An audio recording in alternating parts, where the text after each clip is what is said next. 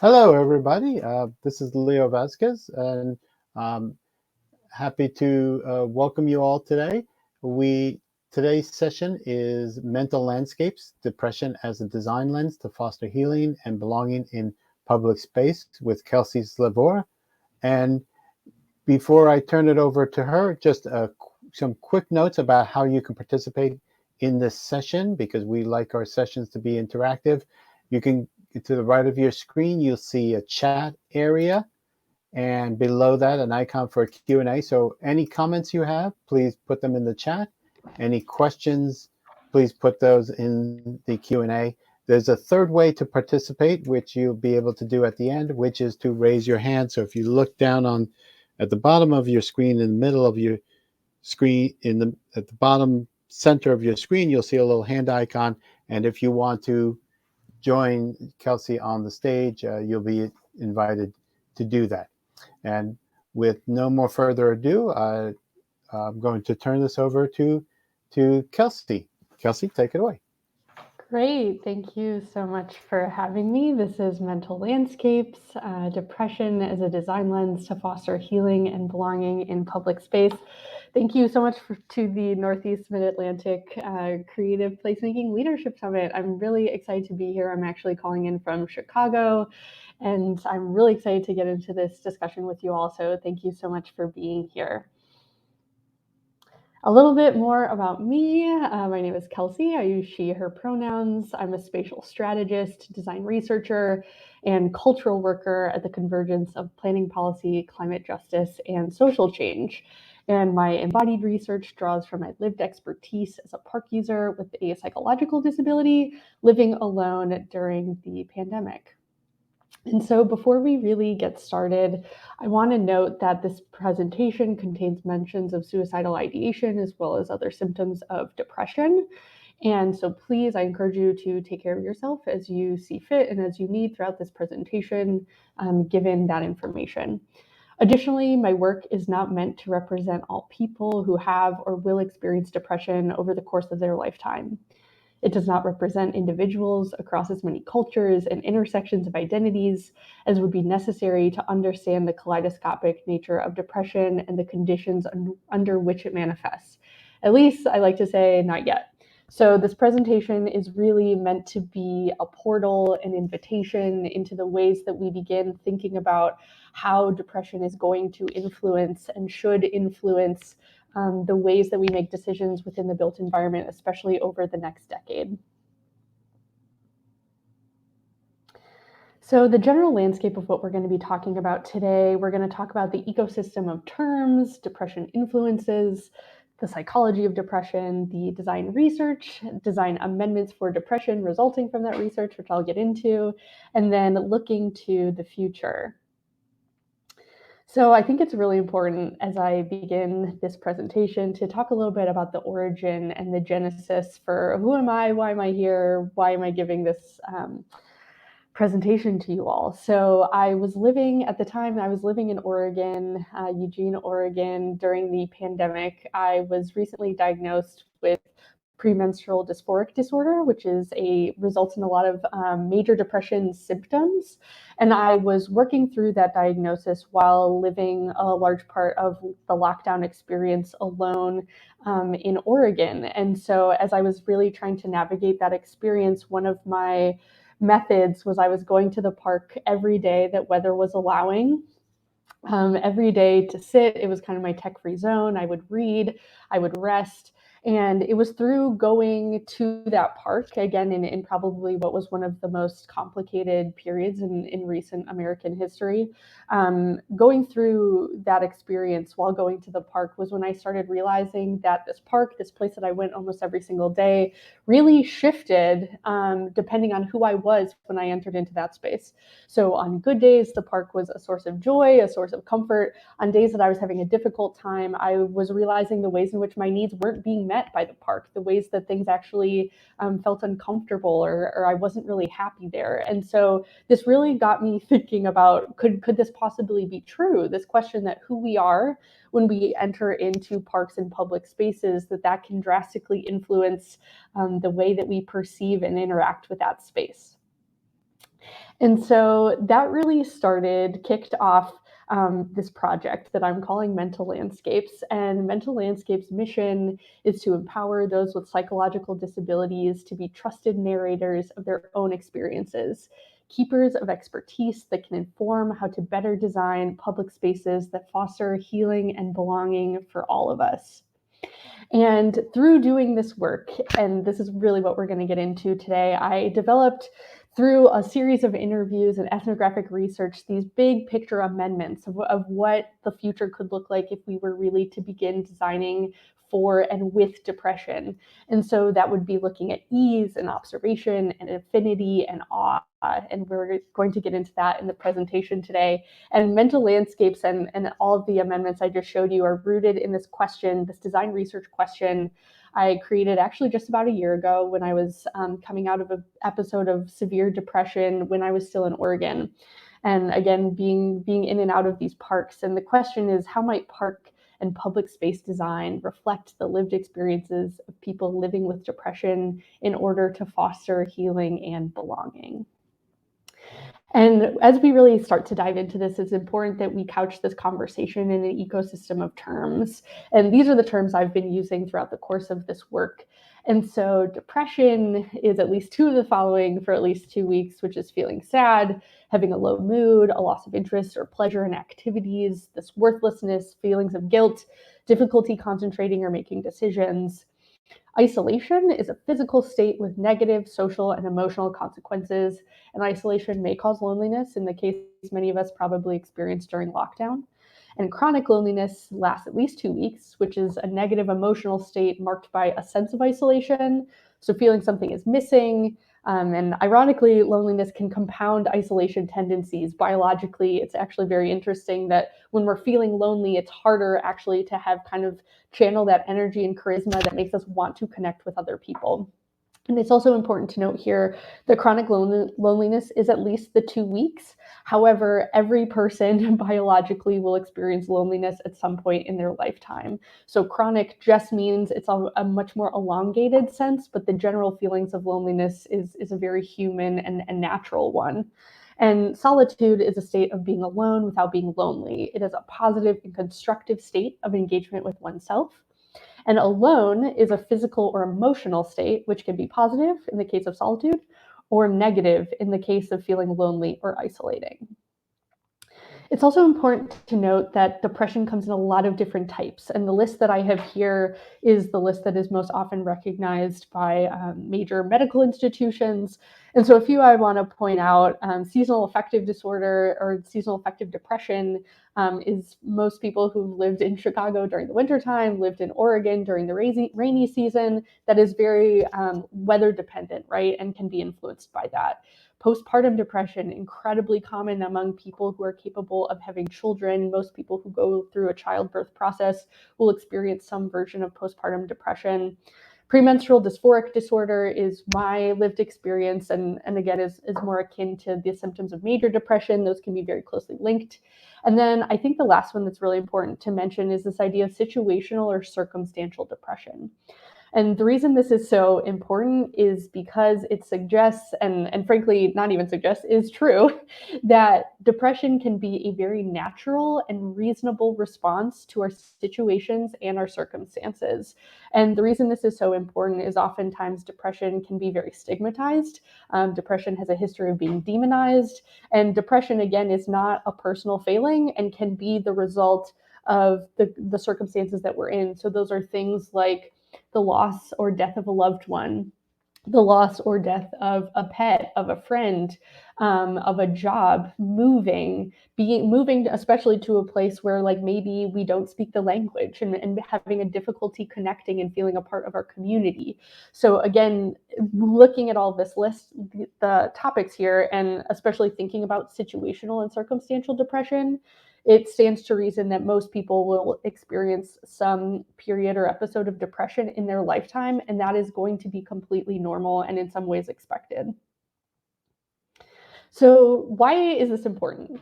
When we think about the symptoms of depression, these are all of the different symptoms that kind of, regardless of where on that list or which categorization of depression someone might fall within, the symptoms can all present very similarly. So these are things like apathy, withdrawal, paranoia, suicidal ideation, restlessness, anxiety, fear, rumination, sadness, and confusion. So again, it can be really any mix of these. One can be more prominent than the other, but these are really the baseline kind of understanding of when someone is in a depressive episode, the things that can be manifesting during that time. So again, getting even bigger, why is this important? Why does this matter?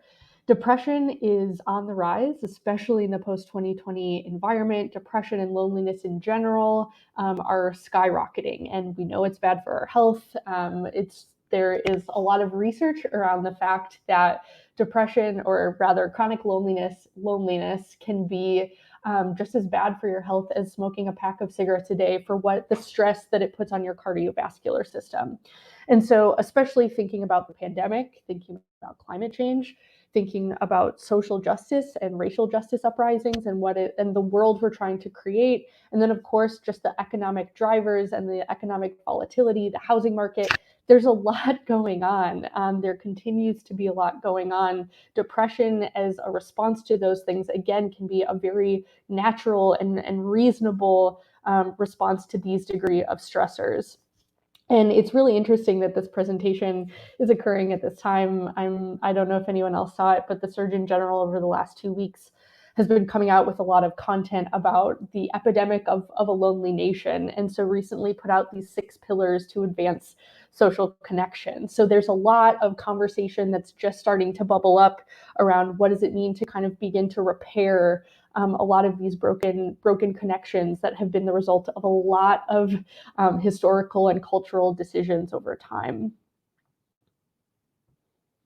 And so what do I mean by that? To research depression, in my experience, in the built environment, is ultimately to research everything. It's the biological basis for why loneliness hurts our bodies, the economic drivers of declining investment in civic institutions that make it more difficult for us to gather in democratic ways, the historical patterns of racist and exclusionary development that have continued to perpetuate segregation in the United States, the rise in political extremism manifesting as violence in public, both targeted towards gender or gender identity, as well as racialized people. And then, of course, just the randomized broad amount of gun violence that the United States has seen. And the cultural expectations of ableism that prohibit universal access, so not being able to get your needs met in maybe the community that you live in because of accessibility challenges, the ecological realities of climate change that weigh really heavily on all of us, and the basic tenets of social psychology that tell us we are most resilient when we are in community and matter to other people. And so really, again, the reason I'm focusing on depression and the reason why I'm so interested in this and getting into the research is depressive realism is a hypothesis by Lauren Alloy and Linny von Abramson, which asserts that depressed individuals may reflect a more accurate appraisal of the world by making more realistic inferences than non-depressed individuals.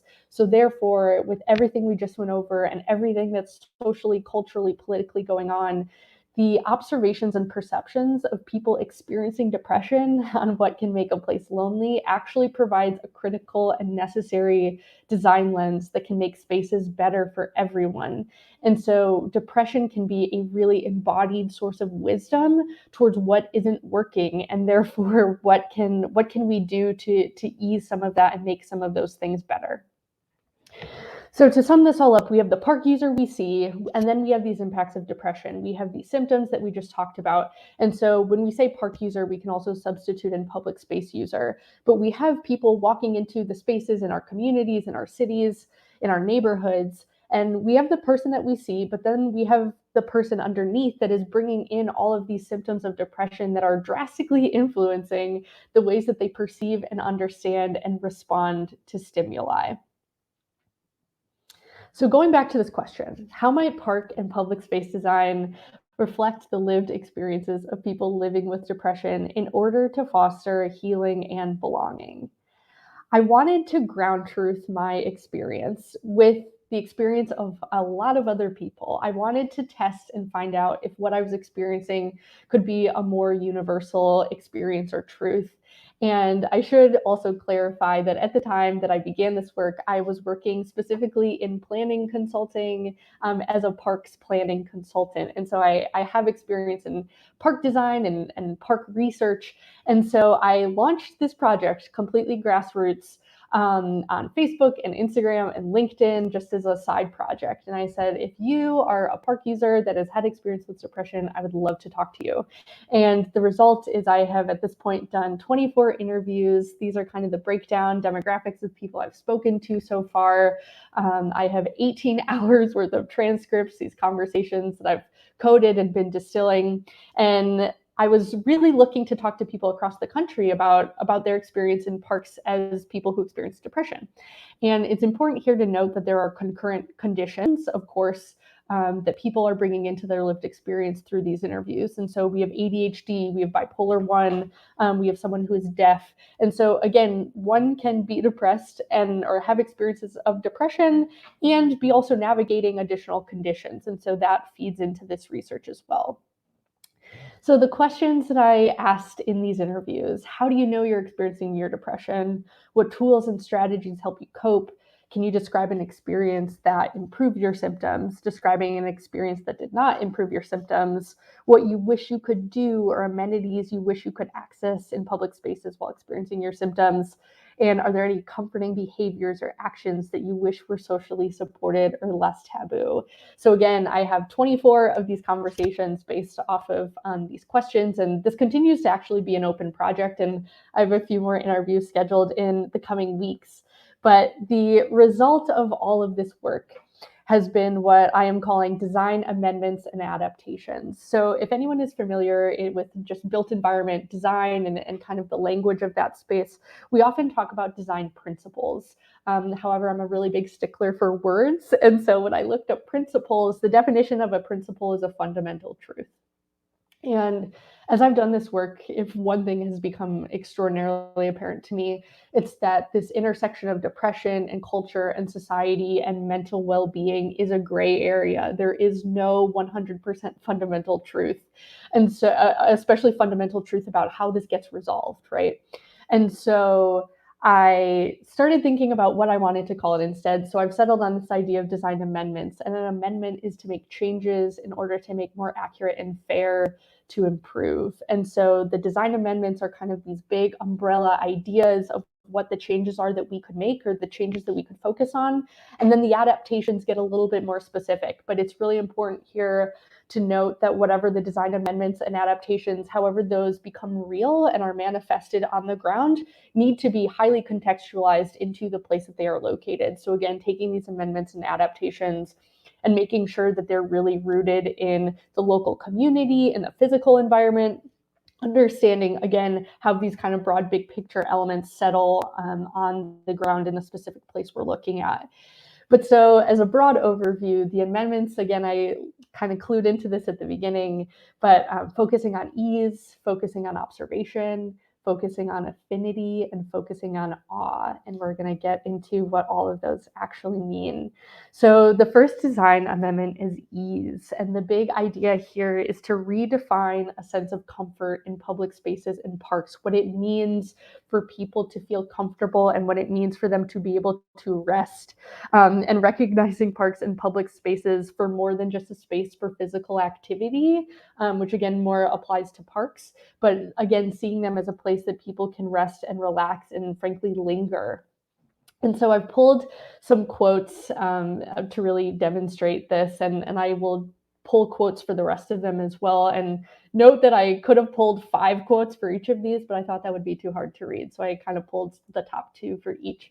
But one person said, in order to have conversations with other people as a deaf person, I do better in a circular setting than a rectangular setting. So benches are not the best for me if I'm there with someone else because I have to turn and look at the person and it's really awkward. So having movable seating actually works better. Another person said water as an element in itself is a very powerful force. Let's say you want to jump into it and you're unprepared, you could be swept away. But from far away, it's a very calming experience to know its power and to know how close you can be to it, and also how healing it is. It's washing things away, animals are living in it, that kind of thing.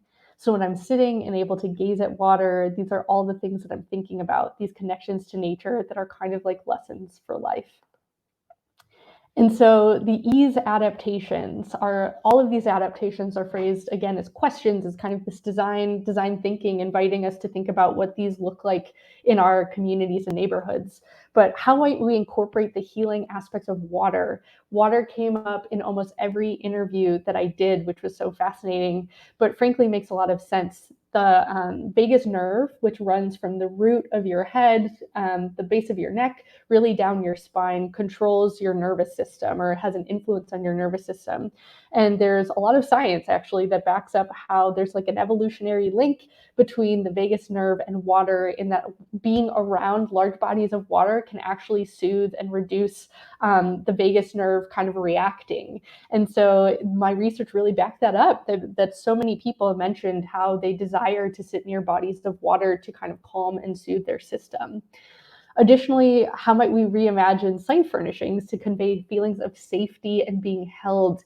This also came up so many times. I didn't realize how many people who experience depression low-key hate park benches. And that's not to say that we need to get rid of existing park benches. The ones that we see here are really critical, especially for people with back issues, the elderly, people who need more support and stability with kind of getting up and down out of seating. However, what came up time and time again is how the park bench is so hard and so rigid, and it's just not comfortable, and how people again want to feel that this cozy feeling came up many times. And so thinking about how again we design not getting rid of the park bench, but adding additional seating that's more flexible, more fluid, more dynamic, inviting people to rest and linger. And again, it's important to note here that there's really no getting into that conversation without also getting into the culture around parks and public space, right? That like they weren't necessarily designed for people to rest. They weren't designed for people to linger, especially in the sense of anti-homelessness policies in parks, and what it means to, like, if we create spaces that people actually feel comfortable in and want to rest in, that means we're inviting everyone to do that. And again, while that is certainly something I'm suggesting we need to move towards, there's a lot of politics around that are very complicated and difficult. And so thinking about that moving forward is also going to be really important, but really necessary. The next design amendment is the idea of observation. And observation is really focused on spaces that support solitude within community, which is really what this graphic is getting at. And while I have more to say on that, I really think the quotes actually do it more justice than I ever could, which is that one of the things that's the most healing is being in a community environment where there's no social obligation to engage with someone. Because when you are so lonely, that feels like a huge effort, an effort that once you spent for the day. So you need the energy of being around people without having to expend energy interacting with them. Another person said, when there's opportunity to be at the edge and be on the periphery. And so if you don't want to be in the center of everything. So I think just creating an opportunity for that choice, because if it's me and someone else, maybe it's more interesting to be in the center. But when it's just me on my own, I know for a fact that I don't want to be in the center of everything. I want to be there and people watch. So this again came up many times, this idea of when you especially are in a depressive episode, and going back to that symptom list, these feelings of apathy, feeling of fear, feelings of anxiety, you don't necessarily want to be in a highly social context, right? But it's also not helpful to sit in your home alone, which can exacerbate rumination. And so many people mentioned this idea of knowing that they weren't in their best place, but didn't want to be alone and wanted to be in some sort of community, feeling like they were in society, but like also knowing that they didn't really feel like they were in a place that they could actively contribute to it. And so how might we imagine seating and site layout to support protected passive observation more explicitly? And another piece here is that I apologize to any tech people in the audience, big tech people, but no one in the interviews referenced a need or desire for wanting more tech involvement when they were out and about. Specifically, people mentioned that their time out in parks and public spaces was a way to get away from the computer, to get away from their cell phone. And so I've been asking, how might we set new cultural standards for presence and attention? What would it look like to explicitly, or even in low key ways, kind of begin to note like this is a tech free zone or tech limited zone, or we encourage you to reduce your cell phone use in this space? So thinking about what it would look like to really begin pivoting some of that cultural narrative around what it means to set that presence and attention in the spaces that we share. An additional design amendment is affinity, and I picked affinity because the word biophilia felt too complicated.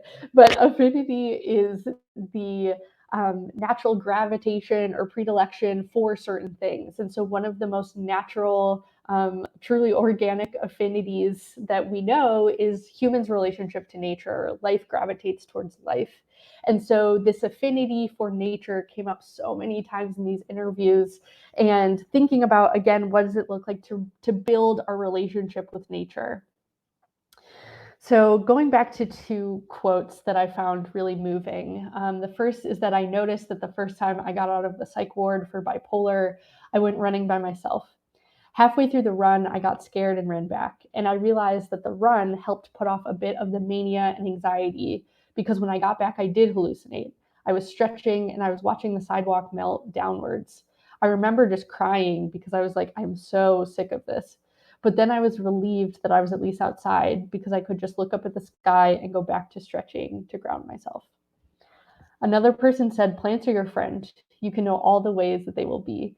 I'm drawn to dynamic plants that demonstrate change. The ginkgo dropping is such a dramatic moment. We can mark time and build memories through these experiences. Plants really are just so explicit about their relationship with time.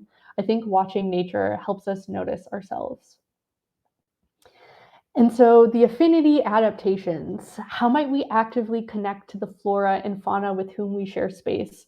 This was a photo actually from the Chicago Botanical Gardens when I was there a number of months ago. And while, again, this maybe wouldn't be replicable in every park or every public space, they did this thing I really loved, which they had a map of the site, and someone took cuttings and had demonstrated what's in bloom and where you could find it on the site. So it was this really explicit way of linking people to the environment and showing what was happening in that space that wasn't just human relationships, right? It was this more really beautiful sense of understanding topography and landscape. And additionally, how might we incorporate and encourage tactile relationships and grounding practices to land? Both of these hands actually are my parents when we were on a walk.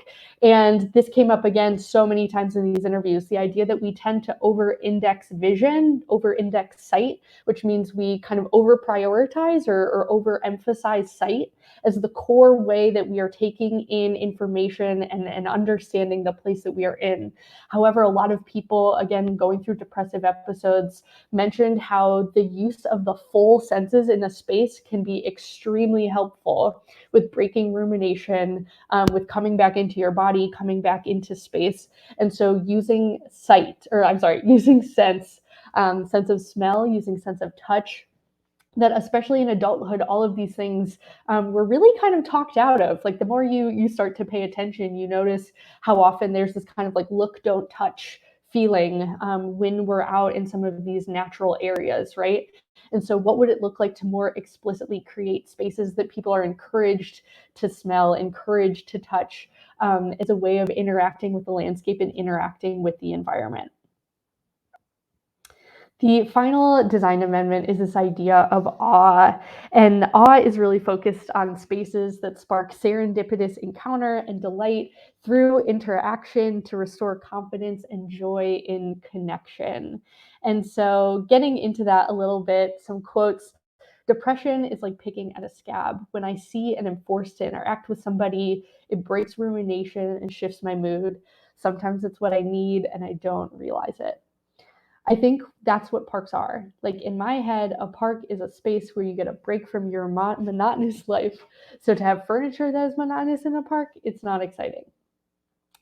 I go to parks for their sense of prospect. I can be part of something larger in a public setting. Depression induced amotivation isn't something to vilify, but it is not my conduit to community. Serendipity is an awakening experience. And so this idea of awe sounds so kind of like loose and nebulous on its face, but I really think there's a lot here that is really tangible. And so the first is, how might we signal invitation for spontaneous connection? This picture that's shown is actually from my walk to work on Michigan Avenue. There's kind of this pop-up table that occurs from time to time where people show up to play chess. And it's kind of people, as they're walking to and from work, can move a piece and walk away. And it's kind of this really cool, fun way for people to show up at the same place, play a little bit together, and then go about their day. But this idea of spontaneous connection, it's not necessarily that chess is one of many, many examples. And again, that would need to be more context specific. But what does it look like to signal invitation? And again, this almost goes back to the observation pieces I was discussing earlier, that often people going through depressive episodes can fundamentally benefit from some of those interactions, but they're interactions that they're not necessarily going to initiate themselves. And so creating spaces that, again, are empowering people with depression to kind of get some of these social needs met through the structure and through the programming is really critical. And additionally, how might we spark recognition and appreciation for seasonal change? Seasonal change is a fundamental source of awe. The way that, again, we move from fall to winter to spring, people mention seasonality as being a really powerful element of their experience. And so this picture is actually showing the art shanty project in Minneapolis that I got the pleasure of going to back in January of this year. This picture, I think it was like negative 10 degrees when I took this photo, but the art shanty project in Minneapolis takes a bunch of different artists across the city, and they set up these interactive kind of art installations on the frozen lake. And so it's like in the dead of winter in January, when people aren't really outside, they're actually encouraging people to come out and still enjoy art, which is amazing. But this art piece, this art series, actually someone had taken all of these dried pieces of flora and fauna from the spring, summer, and fall, and had frozen them into these beautiful ice sculptures. And so it was this really cool kind of synthesis of even in this dead of winter, we can still remember and look forward to spring and summer and fall, and kind of the synthesis of all of those seasons together was really amazing. And then the last one is, how might we uphold silliness and play as having value, especially for adults? This came up a lot as well, especially when I was talking to people who are parents. This idea that a lot of times parks and playgrounds are designed for you to be the observer and the supervisor as the capital A adult in the space.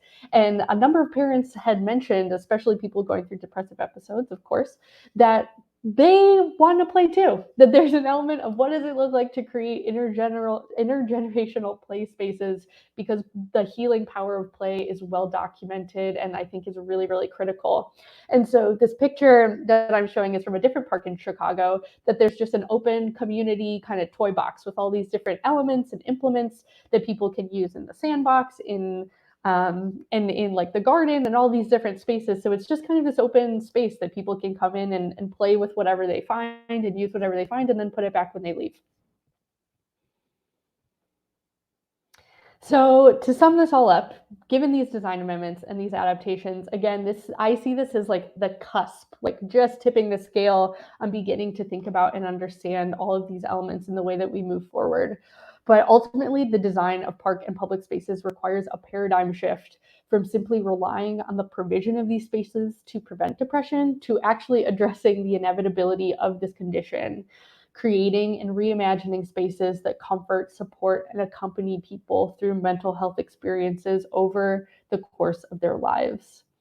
And so, in terms of the future evolution of this work, again, I see all of this as being an invitation, as seeing all of this as being a means towards future partnership, but understanding roles of housing status, poverty, and immigration status more explicitly in, again, the ways that we think about ease in parks and public space. Who are we inviting to rest? How are we inviting them to rest? Additionally, pursuing partnerships with public health. Again, I come from a planning background, built environment, and I'm really interested in seeing in the future a much more explicit and clear relationship between these sectors, between urban planning and public health, especially as it pertains to mental wellness and mental health. And then, of course, understanding access and park equity. Everything I just talked through actually means very little if the access isn't there, if the transportation infrastructure isn't functional, and or just thinking about park equity. So making sure that every person in the community where they live has access to a park that is safe and well resourced and again is easy to get to. And so all of these elements again need to be woven in as well, but ultimately I am one person. And so I'm really looking forward and I'm hopeful for these future evolutions where these elements are getting pulled into this work as well. But ultimately, that was a lot of information, and that really is the bulk of what I wanted to talk through today. So I really want to open it up for questions and just discussion. We have about like 20 minutes, so if I haven't even looked at the chat yet, so I need to end questions and see what's going on there. But thank you so much for your time. I have really appreciated being able to share this with you.